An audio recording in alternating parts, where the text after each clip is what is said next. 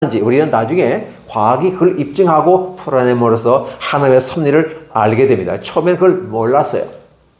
마찬가지입니다. 오늘 저와 여러분의 마음속에 하나님의 나라가 들어와서 싹 드네. 싹이 트요. 내 마음에 사랑의 싹이 트고 이웃에 대한 사랑이 싹이 틉니다. 하나님의 사랑은 물론이거나 이웃에 대한 사랑, 그리고 더 나아가서 이제 내가 내 자신을 사랑하게 되다는 것입니다. 그래서 나는 소중한 존재. 왜? 하나님을 사랑하고 이웃을 섬길 수 있는 귀한 존재가 나기 때문에, 그런 것을 친히 감당할 수 있는 나 자신이 하나님께서 내게 주신 특권이고 권리이고 능력이고 의무이고 나라는 걸 깨닫게 됐을 때 감사합니다.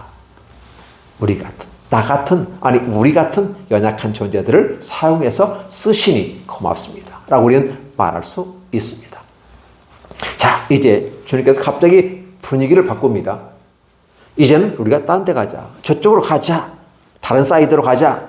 그러니까 예수님을 태운 상태로 배를 노정어 갔겠죠. 그리고 주변에 있는 다른 배들도 함께 갔겠죠. 그러니까 당시에 배가 큰 배가 아니라 조그마한 돛담배 정도, 그 정도 크기, 인원을 많이 태울 수 없는 상태입니다. 그러니까 예수와 그 제자들이 함께 갔다. 다른 배들도, 근데 다른 배들을 누가 탔을까 했을 때 아마도 예수님과 그의 제자들과 아니면 그의 옆에 있던 또 다른 사람들이 소수가 타지 않았을까. 아마도 주님의 일을 적극적으로 하려는 사람들 중에 하나였지 않을까 생각됩니다. 자, 문제는 뭐냐면 그 배가 이쪽에서 저쪽으로 가는 과정 속에 나타납니다. 갑자기 어디서 보는데 큰 광풍이 일어났습니다. 이 갈릴리의 바다가 좀 애매하다고 말하지요. 어떻게 합니까?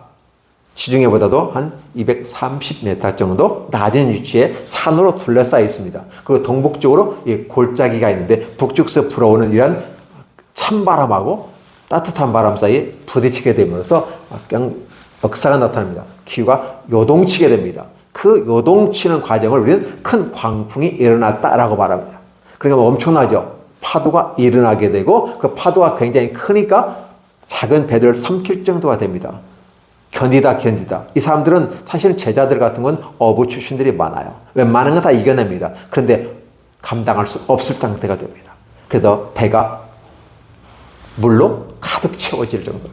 결국은 배는 시간이 지나면 가라앉아야 됩니다. 그런데 예수님은 그것도 모르고 배 뒤 고물에서 베개를 베고 주무시더라. 이런 모습을 보면 예수님께서 상당히 피곤하셨구나.